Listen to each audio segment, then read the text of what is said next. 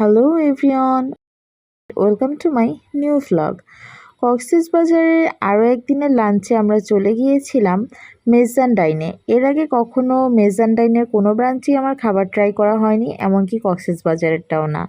চট্টগ্রামের একটা বিখ্যাত খাবার হচ্ছে মেজান, বাট কক্সবাজারে এতবার যাওয়া হলেও এখানে কখনোই খাওয়া হয়নি। এইবার প্ল্যানে ছিল তাই চলে গিয়েছিলাম, পেট ফুল থাকার পরেও। সবার খাওয়া দাওয়া কমপ্লিট হয়ে গিয়েছিল, সবারই পেট ফুল ছিল, তারপরেও এটা আমার প্ল্যানে ছিল বলেই আমি গিয়েছিলাম।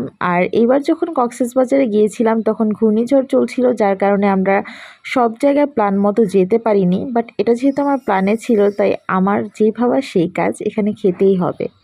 সুগন্ধা বীজ থেকে অনেকটা সামনে আগালেই হাতের ডানেই মেন রোডেই পড়বে মেজান ডাইন।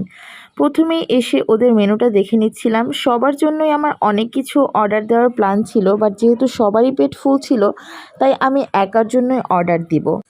রেস্টুরেন্টটা অনেক বিশাল স্পেস নিয়ে তৈরি আর খুব সুন্দর করে ডেকোরেশন করা ছিল, একটা ইকো ভাইব দিচ্ছিল। তো যেহেতু মেজান ডাইনে গিয়েছি অবশ্যই মেজান প্যাকেজটাই ওদের আমি অর্ডার দিলাম, যার প্রাইস নেওয়া হয়েছিল 400 টাকা। প্যাকেজটিতে ছিল সাদা ভাত, গরুর মাংস, চনার ডাল, মাসকলাই ডাল আর নলার ঝোল। প্রথমেই চনার ডালটা ট্রাই করলাম, যেটা রান্না করা হয়েছিল লাউ মিক্সড করে। এরপরে নলার ঝোলটা নিলাম, এটা খেতে বেশ ভালো লাগছিল। এরপরে মেজান গরুর মাংসটা ট্রাই করলাম, আর এইটা আমার কাছে একদম ডিফারেন্ট লেগেছে। কম মশলা কম ঝাল দিয়ে রান্না করা, তবুও খেতে খুব দারুণ লাগছিল। মানে এটা যে একটা ডিফারেন্ট আইটেম সেটা খেয়েই বুঝতে পারছিলাম।